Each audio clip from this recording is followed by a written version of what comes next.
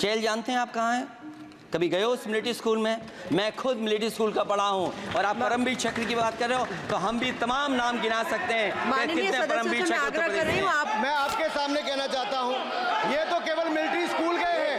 मैं आज भी टेरिटोरियल आर्मी के 124 रेजिमेंट में कैप्टन के रैंक पे अपनी सेवाएं दे रहा हूँ। अखिलेश जी केवल ज्ञान मत बांटिए, राहुल गांधी जी के साथ बैठकर अब वहां बुलाने का झूठ बोल रहे हैं। इसलिए नहीं कह रहा, मैं क्या बात कहना चाहता हूँ, शायद मंत्री जी नहीं रहे इसलिए तकलीफ परेशानी ज्यादा है। और दर्द में बताता हूँ, बजट पर चर्चा करिए माननीय, प्लीज बजट पर चर्चा सभापति करिए। दर्द में बताता हूँ, देखिए दर्द बात पहुंचेगी कि नहीं पहुंचेगी। सभापति महोदया, उत्तर प्रदेश से जब से हारे हैं तब से कोई नमस्कार नहीं कर रहा है, तकलीफ वो है आपको। सभापति महोदया, मैं आपका बहुत धन्यवाद देना चाहता हूं कि आपने मुझे बजट 2024-2025 में बोलने का मुझे मौका दिया है। इस सरकार का लगातार ये 11वां बजट है। 11वें बजट के बाद भी नाउम्मीदगी दिखाई दे रही है और सरकार में हैं तो सरकार के लोग तो अच्छी बात करेंगे ही, न केवल नाउम्मीदगी दिखाई दे रही है बल्कि जो चेहरों पे खुशी होनी चाहिए थी सरकार बनने के बाद, वो चेहरों पे उतनी खुशी नहीं दिखाई दी।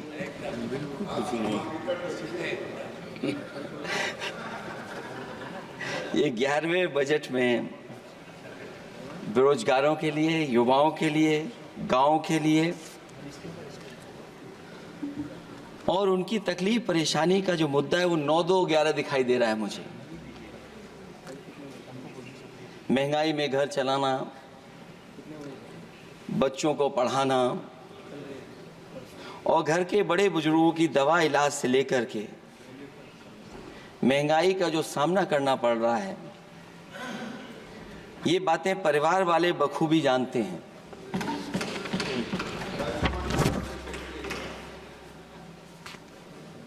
मैं जब सत्ता पक्ष के लोगों के जो आंकड़े देखता हूं और सुनता हूं, अगर इतना सब कुछ 10 साल में अच्छा हुआ है तो आप हंगर इंडेक्स में कहां खड़े हैं? अगर 10 साल बाद भी यही बात सत्ता पक्ष की तरफ से आएगी कि हम कहां खड़े हैं। आपने बड़ा सपना दिखाया मेक इन इंडिया।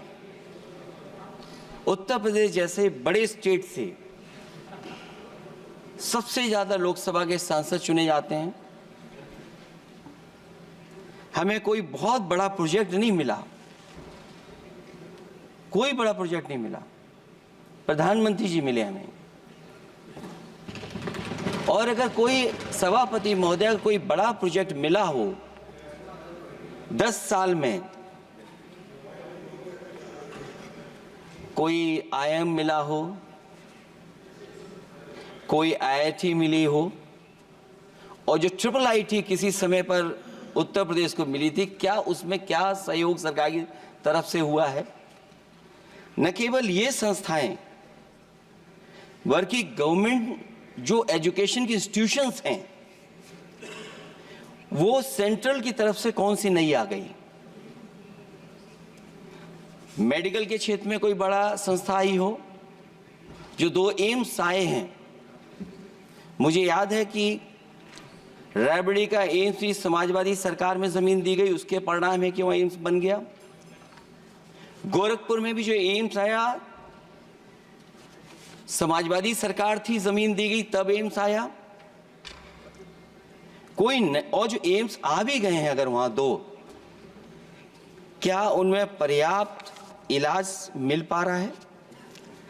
केवल यही नहीं, मेक इन इंडिया सपना तो ये दिखाया गया था कि अगर प्राइवेटाइजेशन हो जाएगा तो नौकरियां मिल जाएंगी। कुछ हद तक तो बहुत सी चीजें प्राइवेटाइज हो गई, लेकिन नौकरियां कम होती चली गई और जो सबसे बड़ा सवाल है, जो पीड़ित परिवार के लोगों को जो हक और सम्मान मिलता है, क्या ये सरकार वो दे पा रही है? टैक्स कलेक्शन में सपना दिखा रहे हैं कि हम यहां पहुंच गए हैं, आखिरकार एक्सपोर्ट क्यों कम होता चला जा रहा है? और हम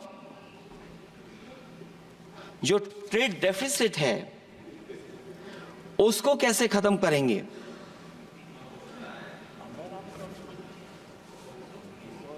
दस साल में अगर हम वहीं के वहीं खड़े हैं और कोई ऐसा कुछ न दिख रहा हो, और परिणाम जो रिजल्ट आए हैं यूपी के, उसमें दिखाई दे रहा है कि आपने कितना काम किया है।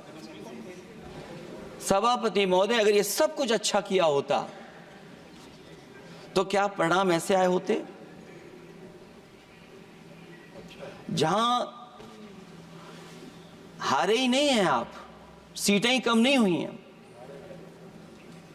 देश के प्रधानमंत्री जी भी वोट से हारे हैं, वोट से हारे, जो कभी 5 लाख तक जीतना था जिन्हें, या 10 का टारगेट बनाया था, कितने से जीते? तो कम से कम इन चीजों को तो देखें। मैं जब सुनता हूं सत्तापक्ष लोगों को तो मुझे वो लाइनें याद आ जाती कि वो झूठ बोल रहा था, बड़े सलीके से मैं एतवार न करता तो और क्या करता।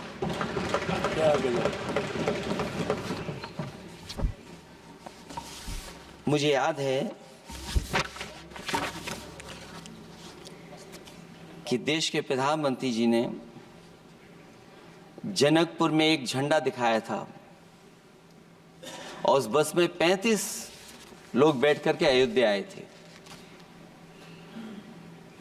सभापति महोदय, उस समय भी मैंने मांग की थी कि जहां से जनकपुर से यात्रा शुरू हो रही है और अयोध्या तक बस से लोग आएंगे तो पता नहीं कितने घंटों में आएंगे। मैंने मांग की थी कि वहां से लेकर के अयोध्या तक एक्सप्रेसवे बनना चाहिए कि कम से कम जो जनकपुर से आए और अयोध्या दर्शन करने आ रहे हैं और बस से आ रहे हैं, कम से कम उनकी तकलीफ परेशानी तो कम होती। जो आप कहते हैं कि एफडीआई बहुत आया है, मैं अभी सुन रहा था, कहा कि टेलीफोन बनने लगे। टेलीफोन बन नहीं रहे हैं, मोबाइल बन नहीं रहे हैं। वो समाजवादी पार्टी के समय पर नोएडा में जो इंडस्ट्रियल पॉलिसी थी, इलेक्ट्रॉनिक पॉलिसी थी, उसके तहत आई थी। वो इंडस्ट्री जितनी आई है उस समय उस पॉलिसी के तहत आई और बन नहीं रहा है, मेक इन इंडिया नहीं हो रहा है। लेकिन जमीन किसने दी है? जमीन किसने दी थी उन लोगों को? बिना जमीन पर हवा में बना दो तो मैं आपका धन्यवाद दूंगा। उस पॉलिसी के तहत वो झूठ बोल रहा था बड़े सलीके से। आप कह रहे हैं कि एफडीआई लाए हैं हम लोग। एफडीआई, अगर पूरे देश का हम एफडीआई देखें तो उत्तर प्रदेश को कितना एफडीआई मिला है? सभापति महोदय, अगर 1% से ज्यादा भी एफडीआई उत्तर प्रदेश को मिला हो तो बताइएगा आप। जो प्रोजेक्ट डिले हो रहे हैं, जिसकी वजह से कॉस्ट ओवररन हो रही है, उसका जिम्मेदार सभापति महोदय कौन है? डबल इंजन की सरकार है। लखनऊ में भी सरकार आपकी है, दिल्ली में भी सरकार आपकी है। आखिरकार ऐसा क्यों हो रहा है? और आज ही जब सदन में सभापति महोदय हम लोग आए हैं तो एक और रेल एक्सीडेंट की खबर सुनी है। जब से ये सरकार आई है, रेल एक्सीडेंट्स और पेपर लीक में कंपटीशन चल रहा है कि कौन आगे जाएगा।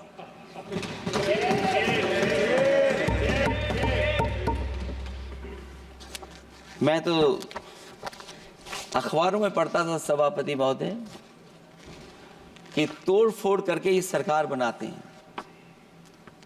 अभी एक सदस्य पिछली बार वो तोड़ फोड़ कर करके शायरी भी बनाने लगे हैं। जो प्रोजेक्ट और जिस प्रोजेक्ट के लिए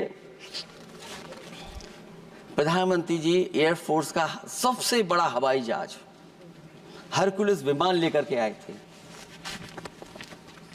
और वो सड़क पर उतरे थे, वो एक्सप्रेसवे पर उतरे थे। मैं समझता हूं सभापति महोदया, यहां जितने माननीय सदस्य हैं सब ने देखा होगा और सब ने निर्देश के अनुसार उस पर ट्वीट भी किया होगा। वो जो एक्सप्रेसवे अगर किसी ने बनाया था सभापति महोदय, जो डिजाइन, टेक्नोलॉजी का पार्ट, अलाइनमेंट, वो समाजवादियों की देन थी, वो आपकी देन नहीं थी। ये बात मैं इसलिए कह रहा हूं सभापति महोदया, क्योंकि इस बजट में सरकार चलाने के लिए आपने पैकेज दिया है। हमें कोई नाराजगी नहीं है पैकेज देने की, आप पैकेज और दीजिए। लेकिन अगर आप बक्सर से भागलपुर एक्सप्रेसवे बना रहे हैं तो आप उत्तर प्रदेश की पूर्वांचल एक्सप्रेसवे को क्यों नहीं जोड़ रहे हैं?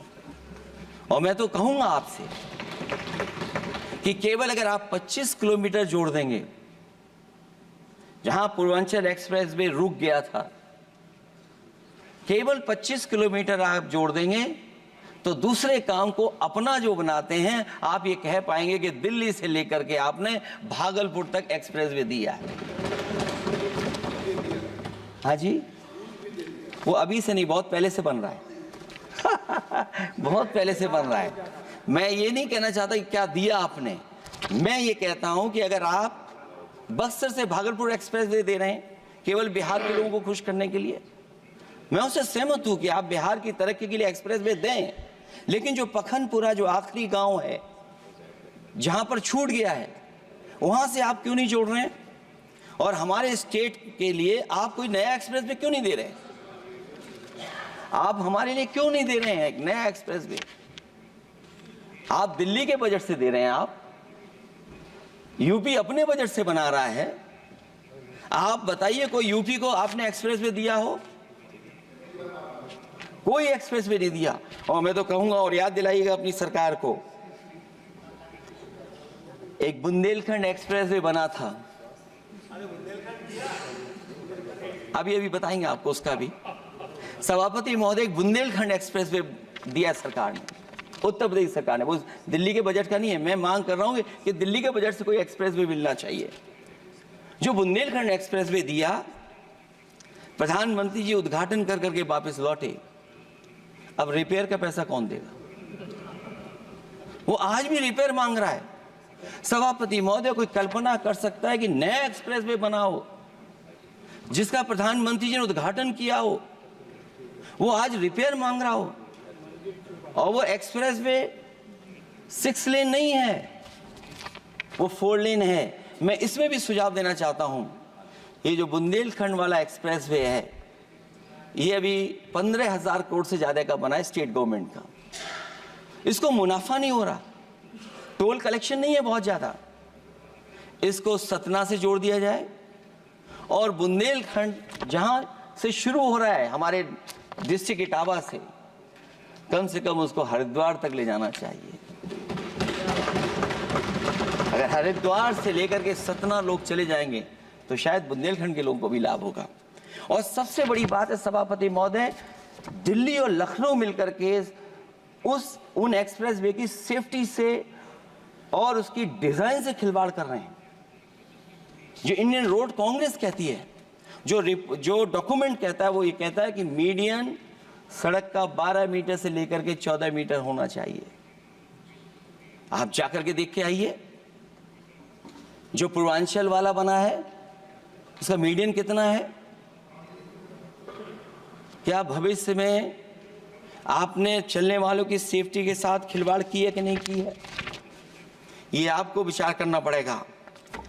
जिस समय लद्दाख और चीन को लेकर के सवाल उठा था सभापति महोदय, उस समय पॉलिटिकल पार्टी से सुझाव मांगे गए थे और सुझाव ये मांगे गए थे कि आप क्या सुझाव देना चाहते हैं।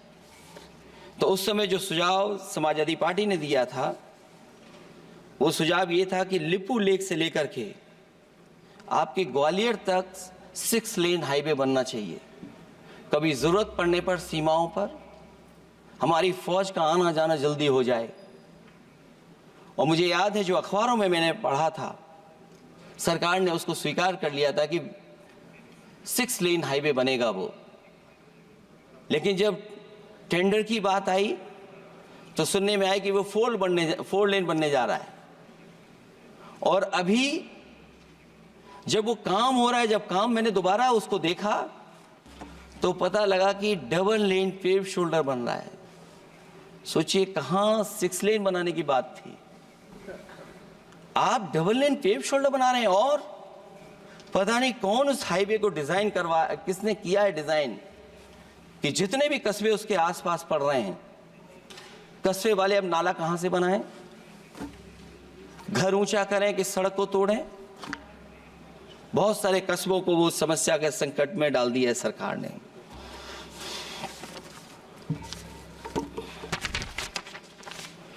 जो सरकार मंचों से ये कहती थी कि हम किसानों की आय दोगुनी कर देंगे, आज तो 11 साल हो गए सरकार को। किसान की आय दोगुनी हो गई क्या सरकार बताए?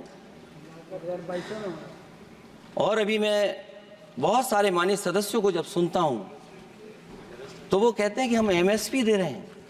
अगर आप एमएसपी दे रहे हैं तो उसकी कानूनी गारंटी क्यों नहीं दे रहे हैं? आप कानूनी गारंटी दीजिए। और फिर कई बार सुनने को मिलता है कि हॉर्टिकल्चर क्रॉप्स के लिए आप क्या कर रहे हैं, उसके एमएसपी की कब तैयारी करेंगे आप? और फिर आय दोगुनी में आप कितना देंगे किसान को? जो पिछले बार बजट में कहा गया था कि एग्रीकल्चर इंफ्रास्ट्रक्चर के लिए 1 लाख करोड़ देश को मिलेगा। अगर 1 लाख करोड़ देश को मिला होगा एग्रीकल्चर इंफ्रास्ट्रक्चर को, तो कम से कम यूपी का शेयर कुछ तो रहा होगा। सभापति महोदय, सरकार ने अगर एक भी मंडी बनाई हो तो बता दें। हाँ, ये अलग बात है कि अगर आप कोई चीज सुधारने के लिए कोई परिवर्तन कर रहे हैं, स्टोरेज के लिए किसी को पहले ही बता दे रहे हैं, वो बात अलग है। लेकिन किसान कहां जाएगा जहां उसको रेट मिलेगी? और फिर ये इस बजट में कहा जा रहा है कि हम 109 high yielding and climate resilient varieties लाएंगे। तो सभापति महोदय, हम अपने माननीय मंत्री से कहेंगे कि वो ग्लोबल वार्मिंग के लिए जो आप काम पिछले कितने वर्षों से कर रहे हैं, क्या हुआ उस ग्लोबल वार्मिंग का? COP21 में भी आप हुआ है, G20 में भी आपने आश्वासन दिया, और कुछ नहीं किया। तो आपको क्या लाना पड़ रहा है? 109 high yielding and climate resilient varieties. आप मुझे बताओ किसान पर कब तक पहुंचाओगे आप? और उसको पहुंचाने के लिए आपके पास क्या इंतजाम है? और फिर दूसरे पैराग्राफ में फिर बदल जाते हैं आप। अभी आप बात कर रहे हैं रेजिलेंट वैरायटीज की, और फिर आप कह रहे हैं कि हम नेचुरल फार्मिंग को बढ़ावा देंगे। सभापति महोदय, इस सरकार बताए कि रेजिलेंट क्रॉप सीड्स कब तक पहुंचा देंगे, उससे लाभ किसानों को कैसे मिलेगा? और फिर नेचुरल फार्मिंग जो अभी भी कर रहा है किसान कई जगह पर, उसके लिए क्या अलग से पैकेज है आपके पास बजट में? आपने तो केवल सभापति महोदय एक चीज सीखी है पार्ले जी बिस्किट से, महंगाई और मुनाफा। इस सरकार ने 10 साल में डीएपी की बोरी को, खाद की बोरी को छोटा कर दिया। इससे और ज्यादा छोटा मत करना आप। और आपने डीएपी, जब किसान डीएपी लेने गया तो सरकार ने कहा कि बिना नैनो यूरिया के आप नहीं मिलेगा आपको। मैं सरकार से जानना चाहता हूं कि नैनो यूरिया से क्या लाभ पहुंचा है किसानों को, ये बताइए। नैनो यूरिया से क्या लाभ पहुंचा है सरकार बताए।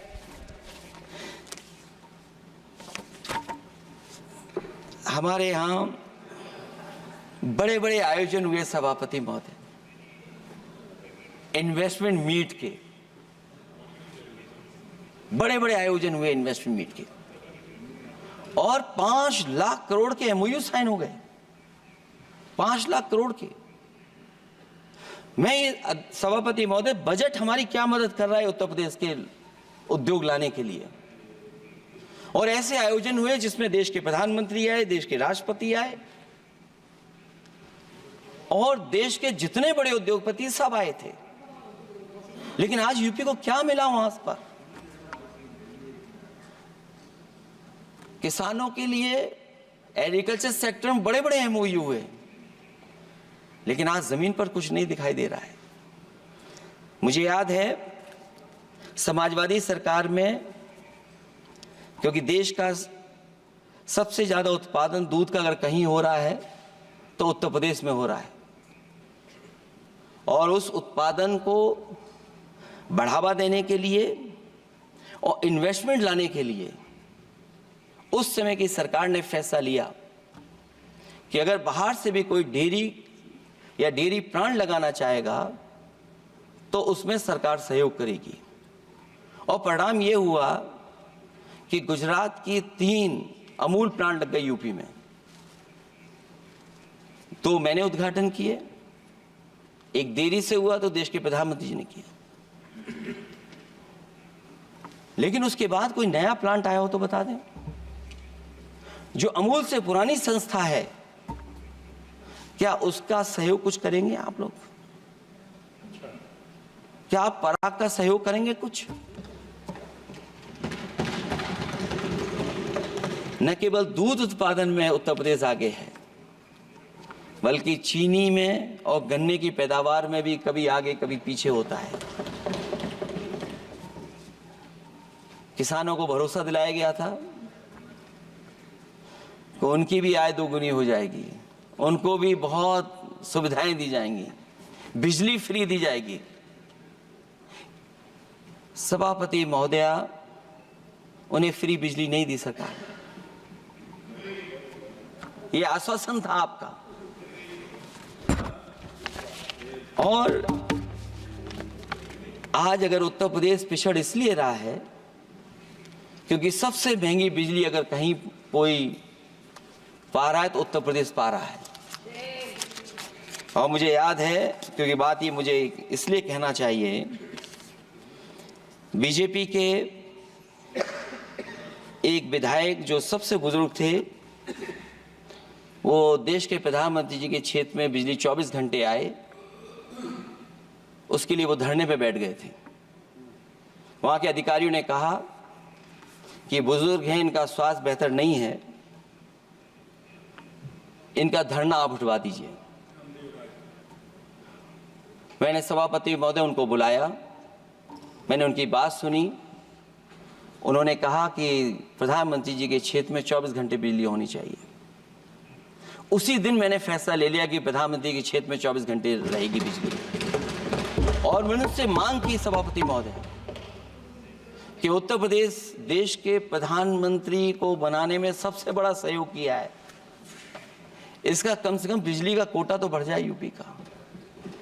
वो 8 साल हो गए, उत्तर प्रदेश ने देश के प्रधानमंत्री को तो दे दिया, लेकिन अभी तक बिजली का कोटा नहीं बढ़ा। हमें उम्मीद है 11 शुभ होता है, इस 11वें बजट में कुछ सुविधाएं ऐसी उत्तर प्रदेश को दी जाएंगी जिससे वहां के लोगों को लाभ पहुंचे, मदद पहुंचे।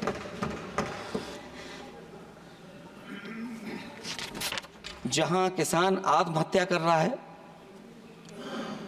और पिछले 10 साल में सरकार जानती होगी कि कितने किसानों ने आत्महत्या की है, लाखों लाख किसान आत्महत्या कर चुके हैं। जहां किसान तकलीफ और परेशानी में है, वहीं सबसे ज्यादा अगर संकट किसी चीज पर आया तो वो नौकरी पर आया है, रोजगार पे आया है। जब सरकार का बजट मैं पढ़ता हूं तो जो स्कीम्स लाई जा रही हैं उसमें,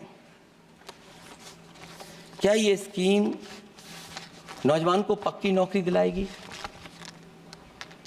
क्या इन स्कीम से 5,000 रुपए देकर के आप नौजवान का भविष्य बनाना चाहते हैं? आप क्या दे रहे हैं आप?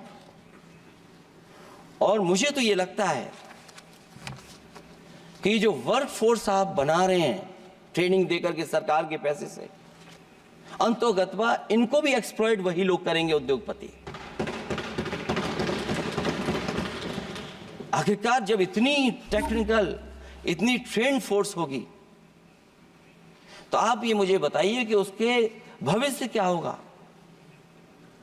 अगर इतने बड़े पैमाने पे आप ट्रेनिंग करा रहे हो, सरकार का बजट उसमें खर्च हो रहा है, तो सभापति महोदय उनका भविष्य क्या होगा। 5 साल के बाद और जो अग्निवीर वाली नौकरी है, सभापति महोदय, कोई भी नौजवान जो फौज के लिए तैयारी करता है वो कभी स्वीकार नहीं कर सकता। जब पहली बार ये स्कीम आई थी अग्निवीर, उस समय बड़े बड़े उद्योगपतियों से ट्वीट कराया गया था कि अग्निवीर से अच्छी कोई योजना नहीं है, इनको हम नौकरी दे देंगे, हम अपने यहां रख लेंगे।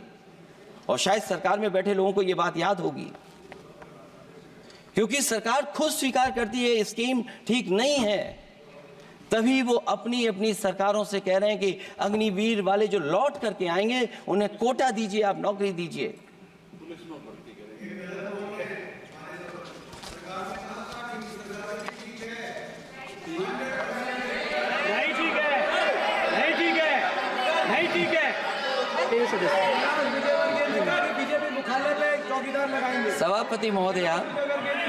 सभापति महोदय, मैं बैठ जाता हूं, आप खड़े होकर के कह दीजिए अग्निवीर व्यवस्था अच्छी है। मैं इस सभा में खड़े होकर कहता हूं, उस राज्य से तो हिमाचल प्रदेश से, जिसने पहला परमवीर चक्र विजेता मेजर सोमनाथ शर्मा दिए। कारगिल के युद्ध में सबसे ज्यादा शहीद होने वाले हिमाचल प्रदेश के वीर नौजवान थे। 4 परमवीर चक्र विजेता हुए, उसमें से 2 कैप्टन विक्रम बत्रा और सूबेदार संजय कुमार हिमाचल प्रदेश से हुए। और मैं कहता हूं, जी हां, जो लंबे समय से मांग थी 1 रैंक 1 पेंशन की, किसी सरकार ने पूरी नहीं की, वो नरेंद्र मोदी जी की सरकार ने यहां पर पूरी की है। और मैं एक बात और कहता हूं, अखिलेश यादव जी सुन ले, अग्निवीर में 100% एम्प्लॉयमेंट की गारंटी है और रहेगी। माननीय सदा साहब अपनी बात। सभापति महोदय, जो मैंने बहुत छोटा सवाल पूछा था, मैं दूसरी बात कहता हूं। अगर ये जो बात आप कह रहे हो, तो आपको जरूरत क्यों पड़ रही कि आपको उत्तर प्रदेश में और प्रदेशों में कोटा देना पड़ रहा है 10%। सभापति महोदय, सभापति महोदय, सभापति महोदय, बैठिए। सभापति महोदय, जहां तक परमवीर, रुक जाइए।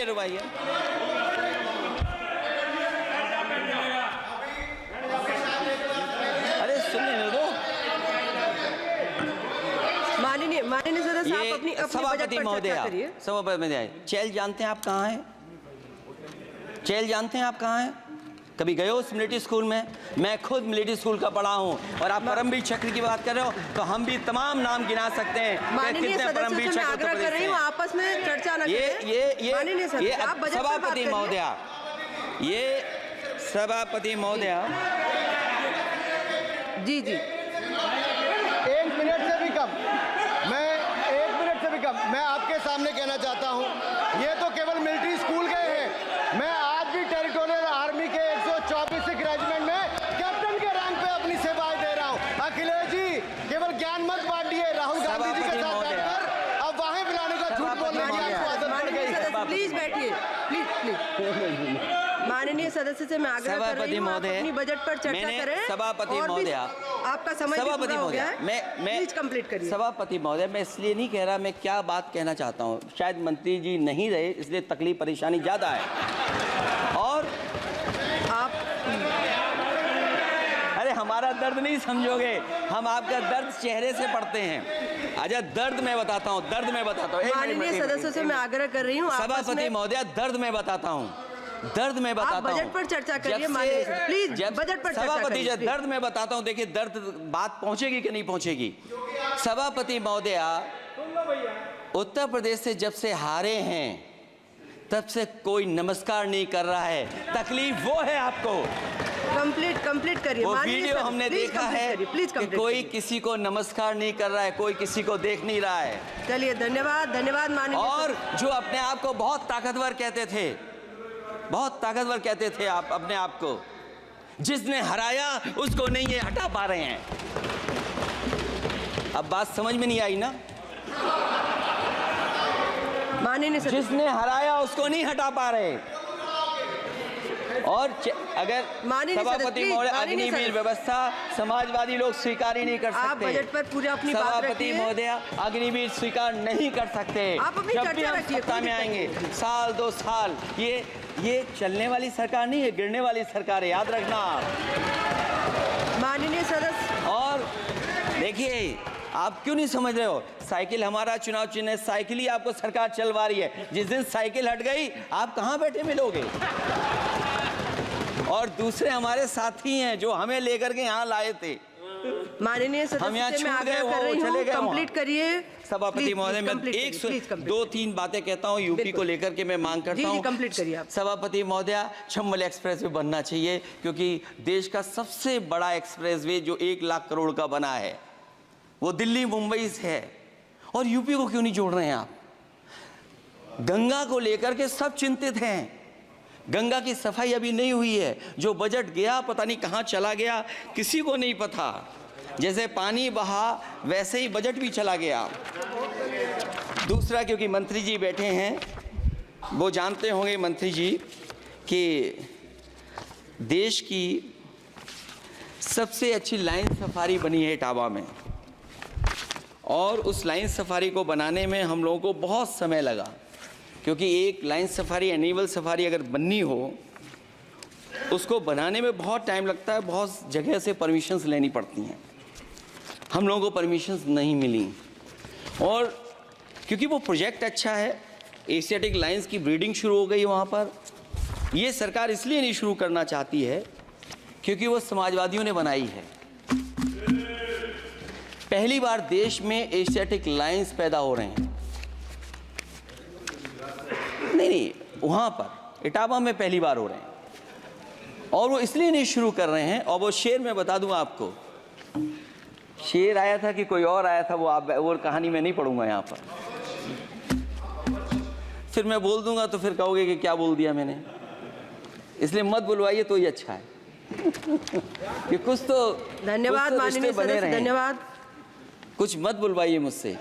सभापति महोदय, मैं ये कहना चाहता हूँ कि लाइन सफारी, एनिमल सफारी उस क्षेत्र की, यूपी की प्राइड है वो, कि पहली बार ब्रीडिंग सेंटर एशियाटिक वहाँ पर बन गया है। दिल्ली की सरकार और यूपी की सरकार मिल करके उसको शुरू नहीं होने दे रही है। मुझे उम्मीद है कि उसको शुरू करवा देंगे आप। और आखिरी में मैं कहता हूँ, चलते चलते आप 2 लाइनें कहता हूँ। बुनियाद को नकार कर जो इमारतें उठाएंगे, हम भी देखते हैं वो किस मंजिल तक जाएंगे। धन्यवाद। बहुत बहुत